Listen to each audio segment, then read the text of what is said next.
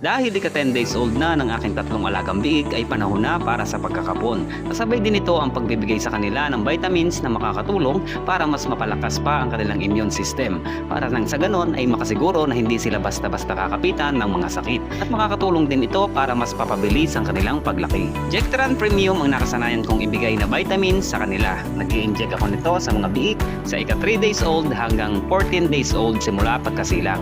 Ang Jectran Premium ay isang veterinary iron supplement na may halong zinc. Ito ay pangunahing ginagamit upang maiwasan at gamutin ang iron deficiency, anemia sa mga hayop, lalong-lalo na sa mga biik. Para mabawasan ang pagka-stress ng mga biik ay sinasabay ko na din ang pagkakapon. Ang pagkakapon o castration ay ang pagtanggal ng testicles ng mga alagang baboy na lalaki upang mapabuti ang kalidad ng kanilang karne. Nagkakapon ako ng mga biik sa pagitan ng 7 hanggang 14 days na edad ng mga biik. So bakit nga ba sa ganitong edad dapat nagkakapon? Dahil sa ganitong edad ay maliit pa ang mga ugat na daluyan ng mga dugo, kaya kaunti lang ang dugong nawawala sa kanila.